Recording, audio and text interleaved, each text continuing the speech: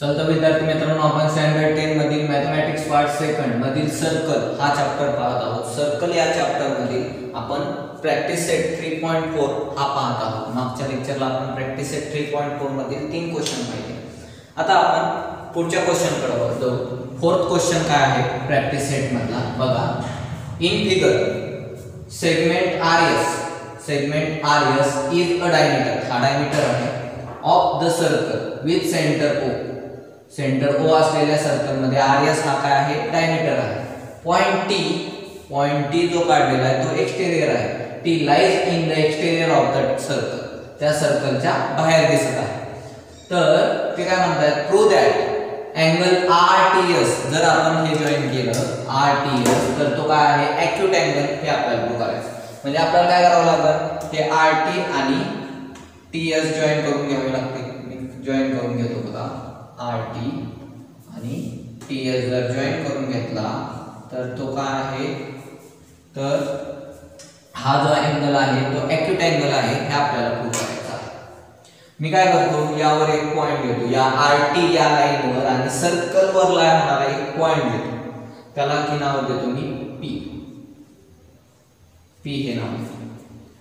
आणि हे PS पण जॉइन करून घेतो, म्हणजे तुम्हाला लक्षात येईल की मला काय करायचं आहे। PS पण जॉइन करून घेतो। तर हा जो अँगल फॉर्म झाला आहे RPS, हा कसला अँगल आहे बरं, angles inscribed in semi circle. तो अँगल सेमी सर्कल मध्ये इन्स्क्राइब झालेला आहे म्हटल्यावर तो किती डिग्री असेल, 90 डिग्री असेल। हा 90 डिग्री म्हटल्यावर त्याचा हा अपोजिट अँगल म्हणजे त्याच्या बाजूचा ऍडजस्टंट अँगल, जो की ते दोन्ही पण एकमेकांचे अँगल्स इन लिनियर पेअर आहेत, त्यामुळे हा पण अँगल 90 डिग्री असेल। म्हणजे हा राईट अँगल ट्रायंगल होईल। आणि राईट अँगल ट्रायंगल मध्ये एक अँगल जर 90 डिग्री असेल तर आपोआप हे दोन काय येतात, ॲक्यूट अँगल येतात। म्हणजे त्यावरून आपण ते सहजासहजी प्रूव्ह करू शकतो। मग बघू आपण काय सांगितलं इथं प्रूफ मध्ये। फर्स्ट तर मी गिवन लिहितो। गिवन काय दिलेलं आहे आपल्याला, फर्स्ट काय गिवन दिलेलं आहे, RS in figure in circle with centre O, या डायग्राम मध्ये मला काय दिसत आहे, segment RS is a diameter.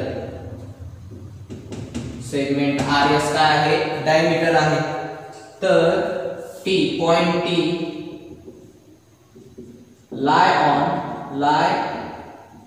Lies in exterior, कुठं आहे बाहेर दिसत आहे, exterior of the triangle of the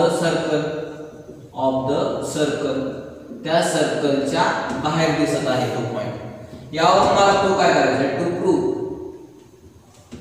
angle RTS is a acute angle, तो कसला अँगल आहे, ॲक्यूट अँगल आहे, हे आपल्याला प्रूव्ह करायचं। त्या प्रूफ साठी मी कन्स्ट्रक्शन करत आहे।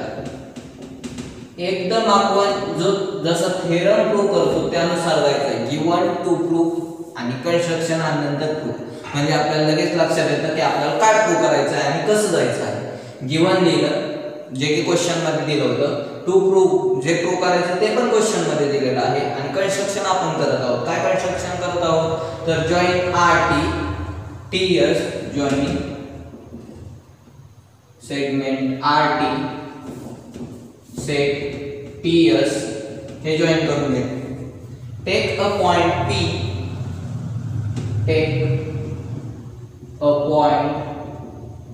P on the circle such that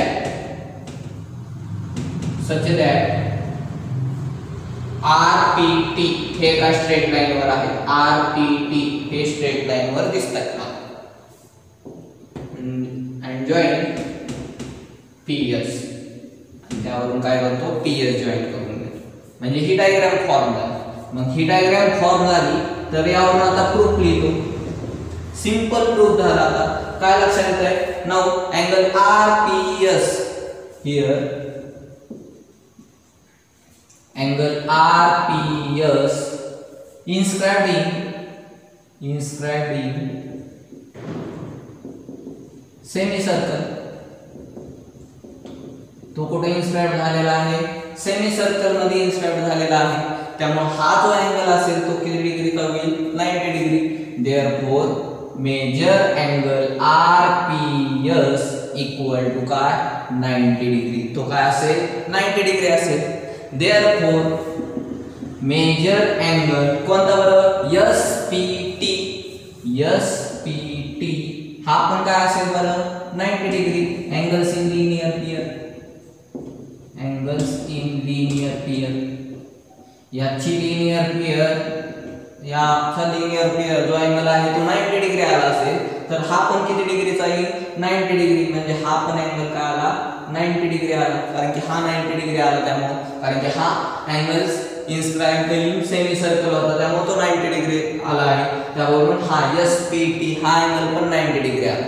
मग हा अँगल जर 90 डिग्री आला असेल तर SPT हा जो ट्रायंगल फॉर्म झाला तो कसला ट्रायंगल झाला, तर तो ट्रायंगल झालेला आहे right angle triangle. Therefore triangle SPT is right angle triangle, right angle triangle. आणि आपल्याला रिझल्ट माहिती आहे की राईट अँगल ट्रायंगलची डेफिनेशन माहिती आहे. राईट अँगल ट्रायंगल म्हणजे नेमकं काय असतं, तर त्यामध्ये एक अँगल 90 डिग्रीचा असतो आणि बाकीचे राहिलेले दोन कसे असतात, ॲक्यूट अँगल. मग by definition of right angle triangle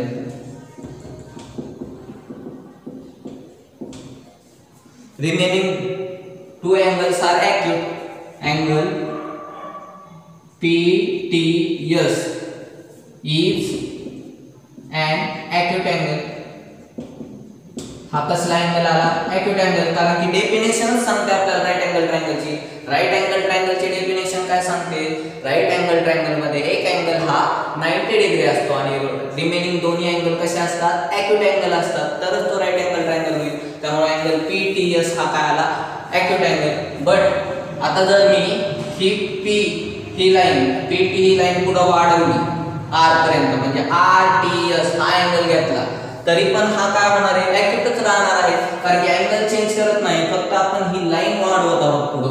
therefore angle RTS is an acute angle. हा कसला अँगल आहे, ॲक्यूट अँगल. का तर R, P आणि T हे का स्ट्रेट लाईन वर आहे, हेन्स प्रूव्ह. म्हणजेच आपल्याला प्रूव्ह काय केला आपण की हा अँगल RTS कसला अँगल आहे, ॲक्यूट अँगल आहे. सिंपली काय लक्षात आलं आपल्याला, आपण गिवन पार्ट लिहिला, दिलेल्या क्वेश्चन मध्ये गिवन पार्ट काय होता ते लिहून घेतलं, प्रूव्ह काय करायचं होतं ते लिहून घेतलं आणि त्या प्रूव्ह नुसार मी कन्स्ट्रक्शन ड्रॉ केलं. तसंच हा पॉइंट घेतला P, हा खूप महत्त्वाचा पॉइंट आहे आपल्यासाठी. त्यानुसार हा S जॉईन करून घेतल्यानंतर RPS हा जो अँगल फॉर्म होतोय तो सेमी सर्कल मध्ये फॉर्म होत आहे. म्हणजे इन्स्क्राइब्ड अँगल आहे पण इन्स्क्राइब्ड कुठं झालाय तो सेमी सर्कल मध्ये. त्यामुळे त्याचं मेजरमेंट काय असेल, 90 डिग्री. हा आपण रिझल्ट पाहिलेला आहे, करोलरी पाहिलेली आहे. त्यावरून मग अँगल SPT पण 90 डिग्री आला. यावरून तो ट्रायंगल जो आहे तो राईट अँगल ट्रायंगल आला आणि राईट अँगल ट्रायंगलच्या डेफिनेशन नुसार आपला अँगल RTS हा काय झाला, ॲक्यूट अँगल. यानुसार तुम्हाला वाटलं तुम्ही स्क्रीनशॉट घेऊ शकता.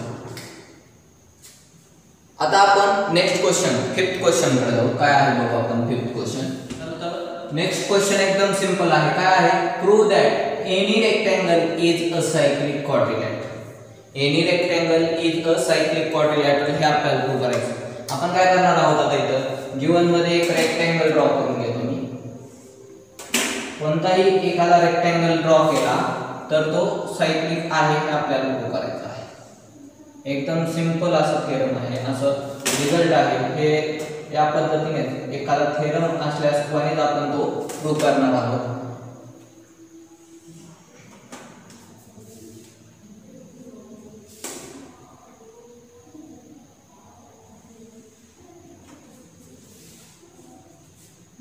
आता रेक्टँगल मध्ये आपल्याला माहिती आहे ऑल अँगल काय असतात, 90 डिग्री. फॉर एक्झाम्पल मी नाव घेतले ABCD, हा रेक्टँगल आहे. आता एक जरी पेयर अपोजिट अँगलची सप्लिमेंटरी मिळाली की आपण converse of cyclic quadrilateral theorem नुसार सांगू शकतो. आणि आपल्याला दिसतंय 90 + 90 180 यावरून आपण सांगू शकतो. तिथं गिवन लिहितो आणि मी काय आहे गिवन बघा. Quadrilateral ABCD is a rectangle. Rectangle आहे तो. यावरून प्रूव्ह करायचं मला काय टू प्रूव्ह की हा जो रेक्टँगल आहे जो की घेतलाय आपण तो काय आहे सायक्लिक आहे. Therefore quadrilateral ABCD is cyclic. हा सायक्लिक क्वाड्रिलॅटरल आहे. Every rectangle any rectangle is a cyclic quadrilateral. मग यासाठी प्रूफ काय लिहिणार here angle A in quadrilateral ABCD angle A plus angle C equal to 90 degree plus 90 degree equal to काय 180 degree.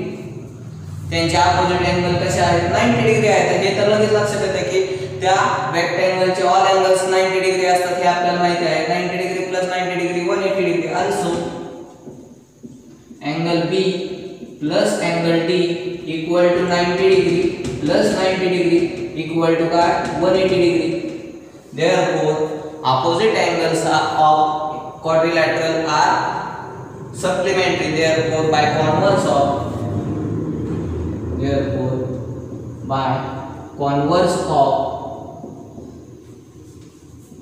cyclic quadrilateral theorem नुसार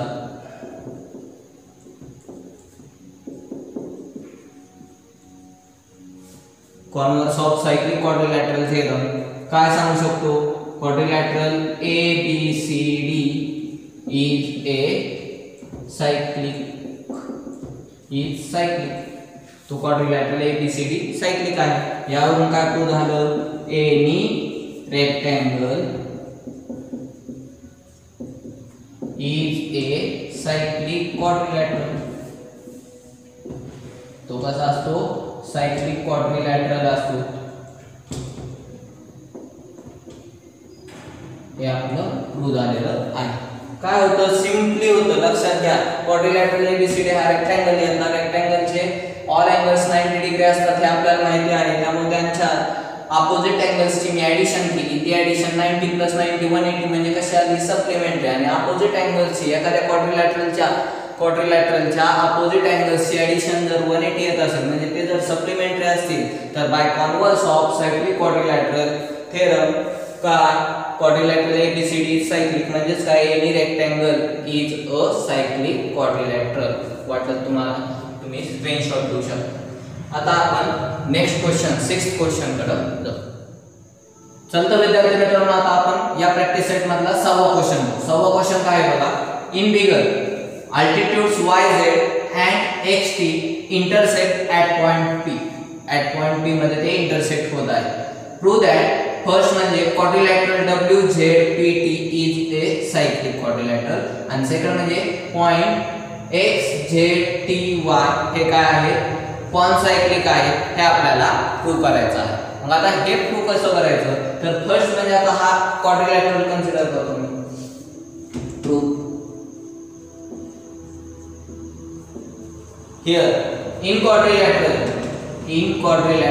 WZPT यामध्ये काय लक्षात येतंय तुम्हाला एक पियर दिसत आहे. अपोजिट अँगल्सची काय 90 डिग्री आहे हे लक्षात घ्या. हा 90 म्हटल्यावर हा पण काय असेल 90 आणि हा पण 90 असेल म्हटल्यावर या क्वाड्रिलॅटरल मधली WZP आणि WTP हे दोन अपोजिट अँगल्सची एक पियर जी आहे ती काय आहे बरं तर सप्लिमेंटरी आहे. यावरून आपण काय converse of cyclic quadrilateral theorem सांगू शकतो की काय WZPT हा सायक्लिक क्वाड्रिलॅटरल आहे. म्हणून मी इथे लिहितो angle WZP and angle WTP both are 90 degree. दोन्ही पण 90 डिग्री आहे. therefore angle WZP plus angle WTP equal to 90 degree plus 90 degree equal to 180 degree. therefore by converse of cyclic quadrilateral theorem, quadrilateral WZPT is cyclic. पहिला part तर prove झाला की हा cyclic आहे. आता आपल्याला सेकंड पार्ट बघायचा आहे. फर्स्ट पार्ट आपला प्रूव्ह झाला, आता आपल्याला सेकंड पार्ट प्रूव्ह करायचा आहे. सेकंड पार्ट प्रूव्ह करण्यासाठी फर्स्ट तर मला सांगा XZY angle XZY is equal to काय आहे? Angle XPY equal to 90 degree. हे दिलेलं आहे आपल्याला, गिवन आहे. हे दिसतंय आपल्याला की हे दोन्ही पण 90 डिग्री आहे. आता यावरून आपण एक रिझल्ट पाहिलेला आहे बघा. मग काय रिझल्ट पाहिलेला आहे? If 2 points on a line subtend an equal angle with two distinct points on same side of the line, then that 4 points are कॉनसायक्लिक. ते चारही पॉइंट कसे असतात? कॉनसायक्लिक. मग आता इथं काय लक्षात येतंय की ही लाईन जी आहे त्या लाईनवर x आणि y हे जे पॉइंट आहेत, हे XY हे पॉइंट Z आणि पॉइंट या लाईन XY वर आहे आणि ते इक्वल अँगल सबटेंड करत आहेत. पॉइंट Z आणि पॉइंट T बरोबर इक्वल अँगल सबटेंड करत आहेत आणि पॉइंट Z आणि पॉइंट T हे या लाईनच्या एका साइडला आहे. त्यामुळे आपण काय सांगू शकतो की x z t y हे चारही पॉइंट कसे आहेत बरं? कॉनसायक्लिक आहे. हा आपण रिझल्ट पाहिलेला आहे. मग आपण इथे लिहू here point x and y lie on line subtend equal angles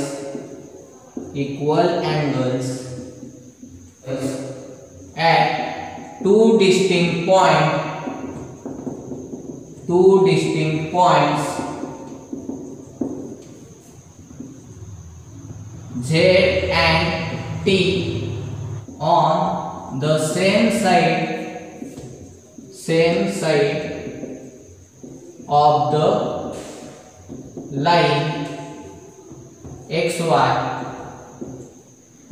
च्या एका साइडला ते लाय होत आहेत आणि ते सबटेंड करत आहेत दोन इक्वल अँगल. तर therefore points x z t y are concyclic. यावरून ते चारही पॉइंट काय होतात? कॉनसायक्लिक होतात. Therefore point x z t y are concyclic. Hence the part is prove. तुम्हाला वाटलं तुम्ही स्क्रीनशॉट घेऊ शकता. आता आपल्याला नेक्स्ट क्वेश्चन कडे जायचं आहे. पुढचा क्वेश्चन 7th क्वेश्चन बघू आपण. चलतो विद्यार्थी मित्रांनो, आता आपण प्रॅक्टिस सेट मधले लास्टचे 2 क्वेश्चन बघणार आहोत, 7वा आणि 8वा. 7वा क्वेश्चन काय आहे बघा. आपण तो रिझल्ट पाहिलेला आहे रिमेंबर दिस मध्ये की एक सर्कल असेल आणि 2 सेकंड बाहेर इंटरसेक्ट होत असतील तर हा अँगल NMS हा अँगल कसा फाइंड आउट करतो आपण? Half into measure arc NS minus measure arc EM. म्हणजे त्या अँगल मध्ये इंटरसेक्ट झालेल्या 2 आर्क मध्ये डिफरन्स पण मोठ्या आर्क मधून लहान आर्क सबट्रॅक्ट करून त्याला हाफने मल्टिप्लाय केलं तो अँगल मिळून जातो आपल्याला. मग आता इथं काय दिलेलं आहे त्यावरून आपल्याला काय फाइंड आउट करायचं आहे बघा. गिवन सोल्युशन आपण लिहित आहोत. या सोल्युशन मध्ये आपल्याला गिवन काय दिलेलं आहे? मेजर आर्क दिलेली आहे. Major arc NS equal to 125 degree आणि major arc EF equal to दिलेली आहे 37 डिग्री. देअरफॉर मी तो फॉर्म्युला लिहितो. Therefore major angle NMS equal to काय? तर आता हे बाहेर इंटरसेक्शन झालं आहे त्यामुळे आपण काय करणार आहोत? Half into the bracket measure arc मोठे आर्क कोणते आहे?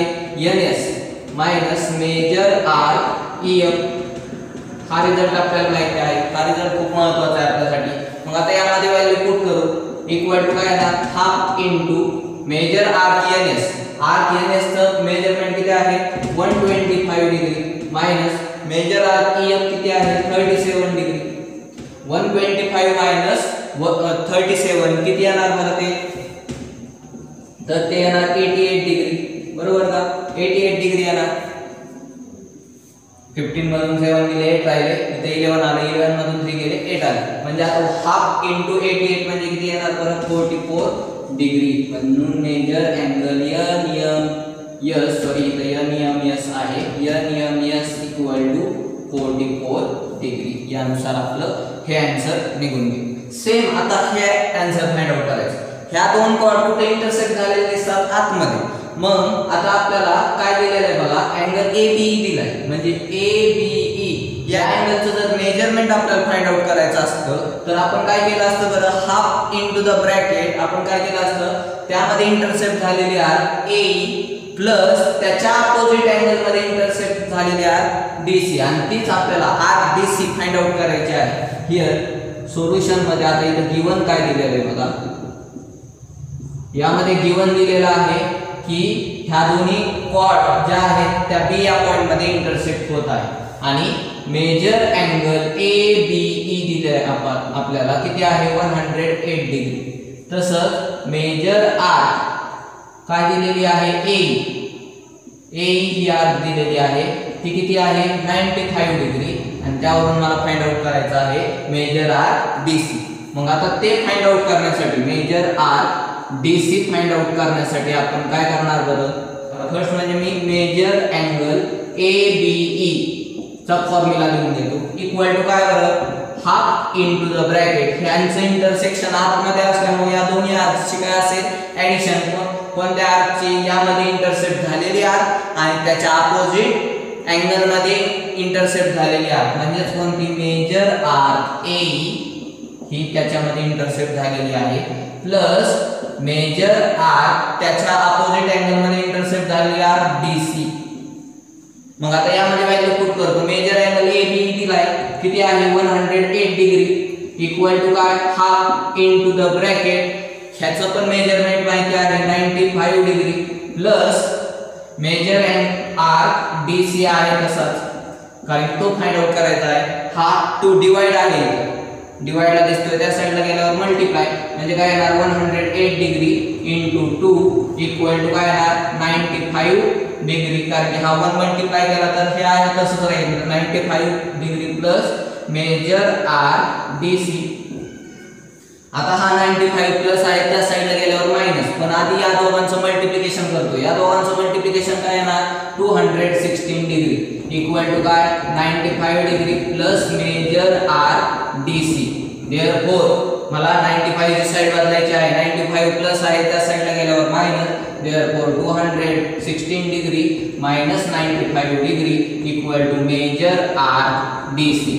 Therefore measure arc DC equal to काय येणार बरं 216 मधून जर 95 सबट्रॅक्ट केला तर काय येणार 121 डिग्री यावरून आपल्याला measure arc DC find out करा या पद्धतीने आपण हे दोन एग्जांपल सोडवले अशाच प्रकारचे तुम्ही भरपूर एग्जांपल सॉल्व करू शकता जर असे आले तर आपण हे रिझल्ट विसरणार नाही जर बाहेर इंटरसेप्ट होत असेल तर त्या दोन्ही आर्कची त्यामध्ये इंटरसेप्ट झालेल्या दोन्ही आर्कची सबट्रॅक्शन आणि त्याला हाफने मल्टिप्लाय करायचा आहे तो अँगल फाइंड आउट करण्यासाठी तसंच जर आतमध्ये इंटरसेक्शन होत असेल कॉर्डचं तर त्या अँगलचं मेजरमेंट म्हणजे त्यामध्ये इंटरसेप्ट झालेली आर्क आणि त्याच्या अपोजिट अँगल मध्ये इंटरसेप्ट झालेली आर्क त्या दोघांची ऍडिशन आणि त्याला हाफने मल्टिप्लाय केलं की त्या अँगलचं मेजरमेंट आहे आणि यानुसार तुम्ही हे प्रॉब्लेम बघणार आहात वाटलं तुम्ही स्क्रीनशॉट तुम्ही आता आपण पाहिला प्रॅक्टिस सेट 3.4 हा अभ्यासला प्रॅक्टिस सेट 3.4 आता आपला हा चॅप्टर इथंच एंड झाला का तर 2020-21 या शैक्षणिक वर्षात राज्य सरकारने 25% सिलेबस कमी केलेला आहे या 25% सिलेबस कमी करण्यात आपल्या सर्कल चॅप्टर मधील 75 पेज टू 82 पेज हे पूर्ण वगळण्यात आलेले आहे आता आपल्याला नेक्स्ट चॅप्टर पुढच्या लेक्चरला आपण पाहणार आहोत तरी पण तुम्ही या आधारावर या प्रॉब्लेम्सच्या आधारावर तुम्ही प्रॉब्लेम सेट सॉल्व करणार आहात पुढची जी कन्सेप्ट आहे ती तुम्हाला स्वयं अभ्यासाला आहे. जरी तुम्हाला ती कन्सेप्ट कळत नसेल और समजली नाही तर ती मी नंतर परत आपला हा सिलेबस कंप्लीट झाल्यानंतर परत मी हे व्हिडिओ तयार करणार आहे, त्यानंतर तुम्ही ते बघू शकता. पण आत्ता सध्या तुम्हाला जो सिलेबस आपल्याला आत्ता सध्या आहे 2020-21 मध्ये तो आत्ता सध्या अभ्यासायचा आहे आणि नंतर मग तुम्ही जेव्हा तुम्हाला वेळ मिळेल तेव्हा तुम्ही ती कन्सेप्ट बघणार आहात जे की आपल्या बुकमध्ये आहे पण तुम्हाला आत्ता सध्याच्या सिलेबसमध्ये नाही, अशी त्या कन्सेप्ट बघणार आहात आणि त्या समजून घेण्याचा प्रयत्न करणार आहात. आणि जर तुम्हाला समजलं नाही तर तुम्ही मला माझ्याबरोबर डिस्कस करू शकता, जेणेकरून आपण त्या कन्सेप्ट घेऊ आणि त्या तुम्हाला व्यवस्थितरित्या समजून सांगण्यात येतील. थँक्यू.